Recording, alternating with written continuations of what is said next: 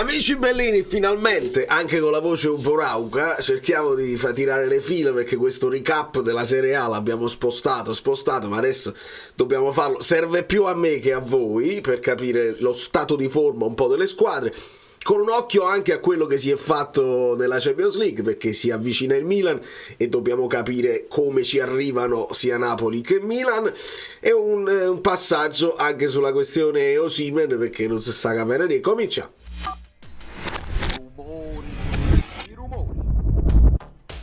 Allora, nel dare il benvenuto a Michele Ragosta, la famosa Ragosta rossa, quella buona, benvenuti a tutti i nuovi iscritti, a tutti quelli che hanno compreso il momento, che hanno lasciato like sull'ultimo video, un video complicato, un video che è da capire perché uno non è che rinnega la prestazione del Napoli, però trova i motivi, trova il perché e trova anche qualcosa di positivo, quindi lasciamo i like che ci portano a braccetto verso una partita che non dico che è fondamentale, però è una partita delicata per tutte e due le squadre, perché adesso addirittura io sto sentendo che si parla di gente che vuole l'esonero di Pioli.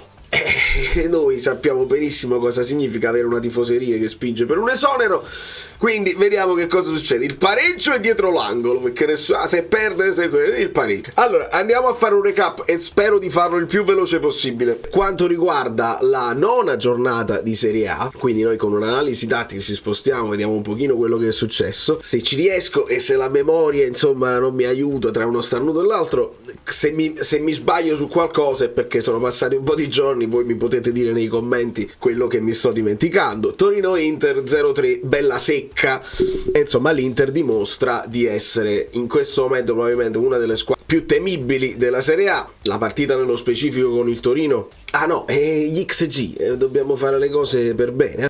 Gli XG, quelli più, il max XG e il min XG. In questo caso dobbiamo sottolineare una Lazio che fa 2.94 di XG, quindi il max XG di giornata lo fa la Lazio e il minimo XG di giornata lo fa proprio il Milan. Ovviamente Lazio che colpisce pali, traverse, cose incredibili contro il Sassuolo, mentre il Milan ha avuto una partita molto particolare, perché l'abbiamo vista, insomma, avevano loro il pallino del gioco, erano molto padroni del campo, cercavano di imporre il gioco con la Juve che aspettava, partiva in contropiede, e in uno di questi contropiedi Ciao, che io ho al mio fantacalcio perché sembrava il difensore del Milan che gioca, secondo me molto sopravvalutato. Ciao, ancora una volta dimostra un po' di indecisione, fa falli evidenti e dici ma io non ho fatto niente, no, che il fallo era evidente, quello contro Ken, e quindi il Milan finisce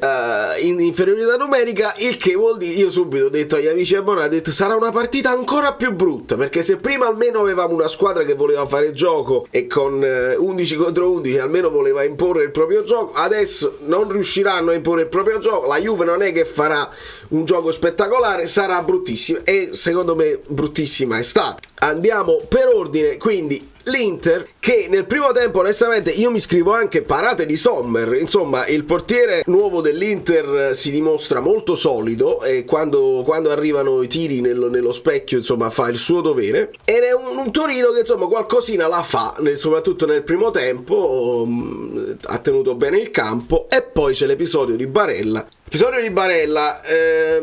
In realtà è detto un pochino male l'episodio di Barella, perché ho letto in giro lui fa il fallo, rompe e protesta pure. In realtà non è stata scritta bene, lui non fa nessun fallo, c'è un contrasto a centrocampo tra, più che altro una spinta, un corpo a corpo tra Çalhanoğlu e Skurx poi metterà male il piede e quindi infortunio serissimo per Skurx. Barella viene ammonito per proteste perché lui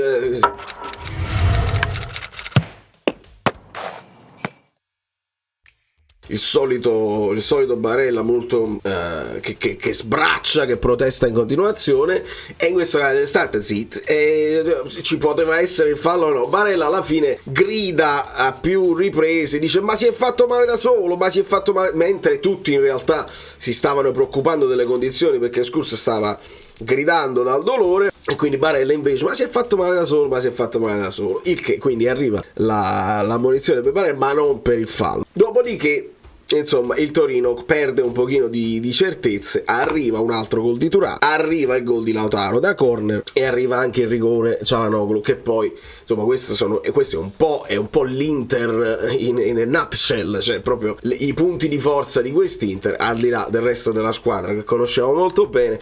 Insomma, solidi anche per quello che riguarda la Champions League, vincono anche in Champions e quindi l'Inter sta confermando un avvio di stagione molto positivo. Per quanto riguarda la Lazio contro il Sassuolo, 2-0 finisce. Io mi sono scritto Consigli, perché Consigli continua, essendo la fase difensiva del Sassuolo non ideale, Consigli è spesso molto sollecitato e fa anche ottime parate. Io poi mi sono scritto 3 soldi, che continuo, io cerco sempre di non accanirmi contro i giocatori singoli, ma ritengo 3 soldi, e penso di avervelo detto anche in passato, uno dei giocatori più scarsi della Serie A. Tutte le volte che ho tenuto un pochino l'occhio su 3 soldi fa delle cose assurde, e in questo caso lo conferma. Quindi Felipe Anderson, Luis Alberto, palo di Cataldi, Provedel al 60esimo. Ci sta questa storia di Provedel che resta strana, perché poi fanno vedere uno dei fermi immagine dove la linea eccetera, non fanno vedere però quell'altro, perché lui sta proprio all'esterno. Noi ci crediamo perché ci crediamo, però sta proprio all'esterno dell'area di rigore, sull'angolo, quindi noi vediamo da un'inquadratura una linea, non vediamo l'altra linea onestamente. Però anche Zaccagni, anche vicino, prendono dei legni. Insomma, la Lazio legittima, però poi cade pesantemente contro il Feyenoord ieri, e quindi conferma un momento altalenante. La Lazio non è uscita completamente dalla crisi e insomma stanno cercando di gestire la situazione di Immobile con Castellanos. Kamada è sparito io lo dico perché ce l'ho io, non è più presente, insomma gli fanno giocare spezzoni di partita. Guendouzi sta prendendo più piede nel centrocampo della Lazio, però ancora non vediamo una Lazio continua come poteva essere l'anno scorso, che alla fine, ricordiamo, sono arrivati secondi. Dopodiché Roma-Monza finisce al cardiopalma, perché solo al 90esimo arriva il gol di El Shaarawy. C'è questa espulsione per D'Ambrosio che io ritengo un po' severa. Fallo ci può stare, il giallo forse no, un giallo che già ti porta in 10 uomini al 40esimo, insomma un po' severa secondo me questa espulsione. Mi sono scritto però un grande De Gregorio, quindi la Roma sì, la sblocca solamente nel finale, ma creano, vedete, 21 tiri totali, solo 4 in porta in realtà, però la Roma è un'altra di quelle squadre che ha creato molto a livello di XG, come potete vedere 2,53, quindi potevano segnare molto di più. C'è un palo di Lukaku, c'è un palo di Azmoun, ci sono anche un paio di parate di Rui Patricio, Vignato sempre sugli scudi, e poi alla fine la risolvono con il Shaarawy in mischia nel finale. E fa sensazione, se guardiamo la classifica, che questa Roma che aveva cominciato malissimo alla fine, vedete, voi se guardate la classifica, se la guardate così, vedete Inter, Napoli e Roma, ma questa è la classifica per gli XG fatti, vuol dire che la Roma aveva cominciato malissimo, ma comunque stava creando dei presupposti, e quindi la classifica degli XG ci dice qualcosa, ed è assurdo che se noi vediamo la classifica generale, la Roma è comunque semplicemente solo a 3 punti dal Napoli, nonostante avessero cominciato così male. Le partite che abbiamo steccato, insomma le 2 sconfitte, le 2 sconfitte fanno il paio con le 2 sconfitte del Milan, però sono quei 2 pareggi con Bologna e Genoa che secondo me fanno male al Napoli. Almeno staresti, hai capito, con 2 vittorie lì, invece di 2 punti ne facevi 6, stavi a più 4, ti trovavi a 21 punti insieme al Milan, sarebbe stato tutta un'altra classifica. Però adesso dobbiamo confrontarci con questa classifica un po' intruppata, siamo a 3 punti dalla Juve, se vincessimo con il Milan comunque non li scavalchi, ti devi guardare dalla Fiorentina, poi vedremo cosa hanno combinato la Fiorentina con l'Empoli, l'Atalanta che sta mettendo in fila un po' di risultati, e la Roma e il Bologna a 14, quindi la Lazio sta lì a 13. Parlavamo del Bologna, Thiago Motta, lo guardiamo con molto interesse, vincono col Frosinone, mi sono segnato ovviamente il gol di Ferguson e il gol particolare di De Silvestri, un colpo di testa da fuori l'area di rigore, cosa abbastanza rara, e mi sono scritto che bene Sule è un peperino che è molto molto interessante, di scuola Juventus, Vinicius, che nel Frosinone sta facendo molto bene, si prende anche le responsabilità del rigore. Mi sono scritto un rosso un po' severo anche in questo caso, ma il Bologna ha la meglio di questo Frosinone. E Salernitana-Cagliari si decide tutto nel finalissimo, non ci sono molte cose, almeno dagli highlights, di grande rilievo. Io mi sono segnato questa cosa, che c'è gente che si rotola a terra, che fa finta che le simulazioni sono veramente la piaga. Voi dite che è la pirateria il problema del calcio. Io penso che le simulazioni, adesso ci aggiungiamo anche le scommesse, non c'è problema, perché adesso Tonali ha batteggiato, perché io ho guardato la cosa, scusate la parentesi, ma guardavo la partita e dicevo, ma com'è Tonali stai Uquan? Eh sì, perché ancora non si erano messi d'accordo col patteggiamento, finché non decidono può giocare. Ah, bravo, bravissimo. E quindi mo adesso è uscito che deve fare 18 mesi, però dei 18 mesi 8 sono per andare insomma dai bambini a fare da esempio per i bambini, quindi 10 mesi effettivi di squalifica. Non giocavo sul calcio, non giocavo sul Milan, mi sono autodenunciato, ma non è vero, sei stato scoperto e poi hai detto sì, invece di dire no, come hanno detto altri, e quando gli altri dicono no è probabilmente perché effettivamente no, quindi gli altri di cui si parla, di Zaniolo, gli altri che hanno detto no, lo denunciamo, a questo è un altro paio di maniche, ma Fagioli e Tonali sì, e quindi va bene, maxi multa, maxi pena, è una pena però. E quindi succede tutto nel finale, ancora un gol per Luvumbo, che ce l'ho, però io non lo faccio giocare praticamente mai, mea culpa, dovrei ogni tanto avere un pochino più di coraggio e nel metterlo in campo. Dia che farà, insomma, che fa parte del progetto di Inzaghi. Poi c'è il gol di Viola, che però farà anche il fallo di mano che porterà al calcio di rigore finale, dove Dia farà esplodere lo stadio di Salerno per un 2-2 che non sposta tanto la classifica di entrambe le squadre. Andando velocemente poi Atalanta-Genoa, non molto da segnalare, ancora un gol Lookman e Ederson. Nel frattempo che Koop Miners recuperi la forma migliore, Ederson si sta comportando bene a centrocampo, Scamacca si è mosso bene, sta riprendendo anche lui confidenza col campo e con i 90 minuti. Anche un palo di Scalvini. Il gol di Lookman è molto interessante, da terra, poi lo volevano annullare, poi non l'hanno annullato, e poi Ederson nel finale. Ora dobbiamo parlare del Milan, diciamo velocemente che in Udinese Lecce, sì, gol di Toven nel rigore, questa è poi la partita che porta all'esonero di Sottile, il ritorno di Cioffi, viene recuperato, l'Udinese che crea molto, attenzione, cioè questa è un'altra di quelle situazioni strane, vedete Udinese 2,58, in realtà devono segnare di più ma non vedono la porta, quindi peccato. A livello generale, se guardiamo gli XG generali, perché magari questo è un trend delle ultime partite, l'Udinese sta qua, in realtà crea di più di Frosinone, Bologna, della Lazio, del Sassuolo, della Fiorentina stessa, incredibile, e comunque se non segni resti ancora a 0 vittorie e bisogna intervenire senza dubbio. E quindi di questa partita il gol di Piccoli, che poi porterà anche a un imbarazzo generale, perché Piccoli voleva dedicare questo gol a una ragazzina disabile che era andata a trovarla, lo dice malissimo, infatti lo leggiamo: voglio dedicare questo gol a una ragazza disabile che è venuta a trovarci all'allenamento, le parole al termine dell'incontro del microfono: riteniamoci fortunati per non essere come loro. La dice proprio male, e che non si dice così.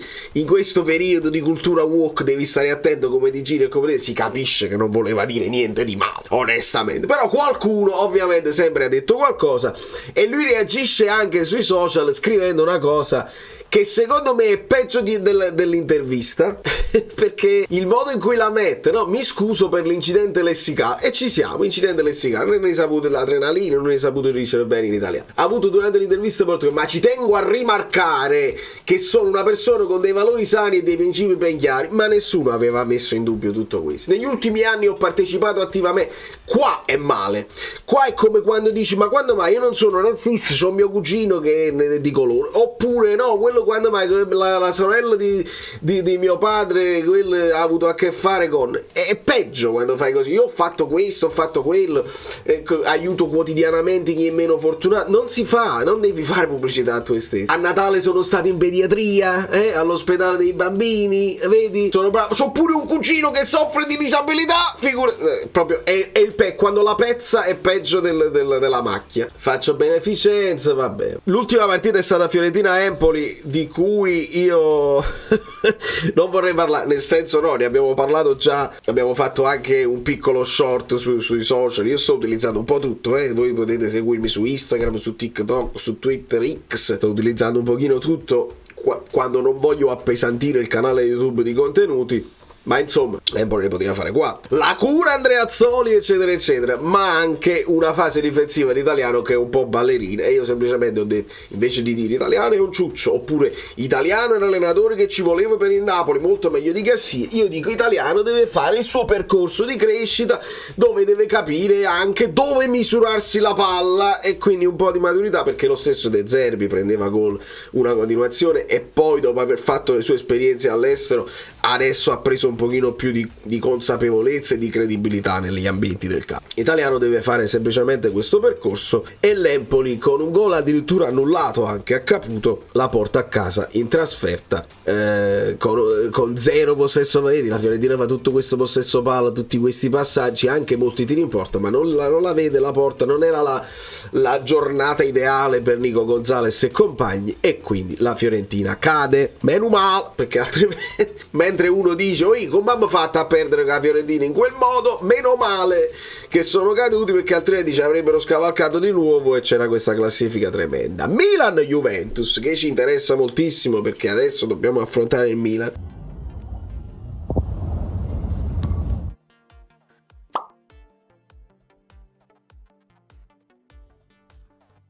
Locatelli e ciao, la situazione qua l'abbiamo vista tranquillamente. Tra l'altro un Mirante che ha dovuto giocare al posto di Sportiello, mica male, ha fatto anche degli interventi importanti dopo una grandissima parata di Cesni su Giroud nel primo tempo. Insomma, il Milan deve riprendere un pochino di fiducia, altrimenti stanno inguaiati. Mi ero segnato anche una cosa, perché ieri prendono una brutta scoppola dal PSG, e vabbè, è un PSG insomma pieno di campioni, non c'è dubbio. Quando c'hai Mbappé qua, Kolo Muani, il famoso Capi de Noarte. Bellissima l'analisi che fa Thierry Henry tatticamente di come Vitinha è l'equilibratore, a parte Emery che è un giocatore pazzesco. Vitinha è l'equilibratore di questa squadra. Quando Mbappé si accentra, Vitinha va subito lì a prendere il suo posto. Questo è un lavoro che dovrebbe fare Zielinski. Non mandano Lucas Hernandez molto in avanti, Hakimi invece sì, ma vedete la posizione di Vitinha che va ad occupare questa zona quando Mbappé si va ad accentrare, e quindi nonostante sembrino schierati con un 4-3, vedete che alla fine c'è Dembélé e Mbappé con un Kolo Muani che si abbassa un pochino e fa la punta che ti toglie punti di riferimento. Il Milan vorrebbe e potrebbe anche raddoppiare su Mbappé, come raddoppieranno e come hanno sempre raddoppiato su Kvara, ma il lavoro che ha fatto Vitinha ha spostato e ha tirato Kalulu in altre zone del campo, lasciando poi Mbappé nell'uno contro uno con Tomori, che ci puoi provare, ma quando c'hai Mbappé è difficile da fermare. Quindi non benissimo. Poi dopo hanno fatto entrare Calabria, poi dopo ci sono stati degli altri tentativi, non bene il Milan.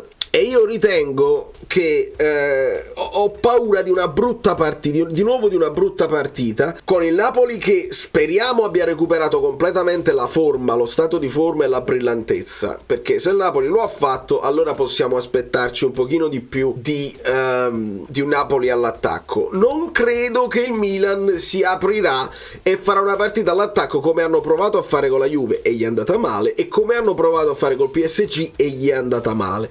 Di conseguenza rivediamo un Milan accorto, un Napoli che magari non si scopre, e quindi ecco perché mi aspetto una partita brutta dove saranno importanti i duelli e dove sarà importante sbagliare poco. Chi sbaglia meno verrà punito di meno. Ho una paura di questa partita qua, la partita della paura, ma avremo modo sicuramente di parlarne. Ci sarà conferenza sabato, quindi non dobbiamo fare delle ipotesi adesso, sottolineando però che forse Anghissà ha cominciato a lavorare in gruppo, parte in gruppo e parte personalizzato, e abbiamo abbiamo saputo che Osimhen ha avuto il permesso, d'accordo con De Laurentiis, ha avuto il permesso per andare in Nigeria, senza creare casi, quindi, che già si voleva creare il caso, è andato in Germania però per i fatti suoi senza seguire la squadra. Io quel caso non lo volevo cavalcare, però quando vedo poi amici bellini mi segnalano l'intervista di un'ora di Osimhen su Twitch con Balotelli, poi quell'altro, il portiere Viviano, e dei personaggi poco raccomandabili onestamente, calcisticamente no, ma proprio come ragazzi, sono proprio ragazzi poco raccomandabili, perché io me le ricordo le cose che avete detto sui napoletani e sugli altri, me le ricordo benissimo. E allora io mi sono chiesto, ma come il Napoli autorizza tutto ciò? Cosa dirà il Napoli? Perché ricordate i diritti d'immagine, ricordate che le interviste non autorizzate vengono punite con le multe, ricordatevi, Elmas fu punito con una multa per aver parlato nella sua nazionale, non era stato autorizzato. Di conseguenza mi chiedo, ma Osimhen era autorizzato a rispondere alla chiamata di Balotelli, che sono grandi amici, per fare un'ora di live con questi qua? Quindi ho detto, spero per Osimhen che sia stato autorizzato, altrimenti deve arrivare la multa, perché poi il Napoli non può farsi passare la mosca per il naso. Se invece è stato autorizzato è ancora più triste, perché vuol dire che autorizzano cose senza valutare da dove vanno a parlare, con personaggi che onestamente posso risultare anche invidioso in questo momento quando parlo, ma ieri è stata per me una giornata triste, lo dico senza problemi, perché ti rendi conto che l'equilibrio, che il parlare in un certo modo ragionando sulle parole che dici non paga, non diventi mai virale, non gira il tuo video se dici cose razionali e logiche. Se invece dici il pallone d'oro deve andare a strefezza, allora tutti quanti dicono me ne vado, fate le manfrine, fate i pagliacci e diventate virali, e questo serve per andare avanti poi nel mondo del web e della comunicazione, perché loro hanno le amicizie e possono portarsi dietro i giocatori famosi, e il Napoli accetta e autorizza tutto questo. È triste, per me onestamente è triste, ma mentre registro la tristezza e registro come va il mondo, io insisto con i numeri, non posso fare altrimenti. Se mi metto a quel livello là sono inferiore a loro, perché non lo so fare bene, non lo riesco a fare bene, improvvisamente divento un pagliaccio pure io, non lo so fare, quindi l'unica cosa che io posso fare è continuare con questa crescita lenta dei numeri e analizzare il calcio a modo mio, perché è l'unico modo che mi rende poi diverso dagli altri. Se lo faccio uguale agli altri ha già fatto secondo, terzo o quarto posto, quindi non è importante. Napoli che per XG è secondo in classifica, Inter, Napoli, Roma, Juventus, Monza e Milan. Quindi Monza leggermente meglio per XG del Milan. Per XG subiti, Napoli che è quarto in classifica. Creano di meno le squadre contro Inter, Atalanta, Juventus, tutta bella coperta, e poi c'è il Napoli e la Roma. Il Bologna meglio del Milan. Insomma, il Milan non è una squadra, hanno sicuramente delle individualità con il nuovo mercato che avevano dato entusiasmo e si stavano imponendo, insomma, in una Serie A che, permettetemi che io insisto, come lo dicevo anche l'anno scorso quando abbiamo visto, Serie A scarsa, quindi basta poco per staccarsi dalla massa. Però come numeri onestamente Garcia un po' meglio di Pioli, se vogliamo parlare di presupposti di quello che si fa in campo. Adesso dobbiamo vedere chi avrà più coraggio, chi avrà più nervi saldi, sangue freddo, l'orgoglio anche di rivendicare quello che è successo l'anno scorso. Hai adesso tu lo scudetto sul petto, e quindi mi piacerebbe proprio vedere lanciare proprio un segnale, non solo un segnale al campionato, ma lasciare un segnale a se stessi. Diceva, siamo forti, cioè abbiamo imparato anche a vincere in altri modi, possiamo fare spettacolo se lo vogliamo, ma adesso è il momento di dimostrare di essere tosti ed efficaci, così da scacciare tutti i vari discorsi. Mazzarri, si è sentito l'altro discorso, Mazzarri ha detto che era pronto a venire, sono più tranquillo perché adesso Garcia sta giocando bene, quindi non vengo più. Smentita subito la cosa di Mazzarri, ma anche perché quando poi ci sono degli incontri tu devi firmare un NDA e non è che puoi poi parlarne liberamente, quindi anche se fosse stato vero il contatto con Mazzarri non lo avrebbe potuto dire, doveva smentirlo ufficialmente. Da New York Valerio Fluido è tutto, stiamo sul pezzo sicuramente, e prepariamoci per questa partita che comunque secondo me è molto affascinante. Come la vedete? Un pareggio?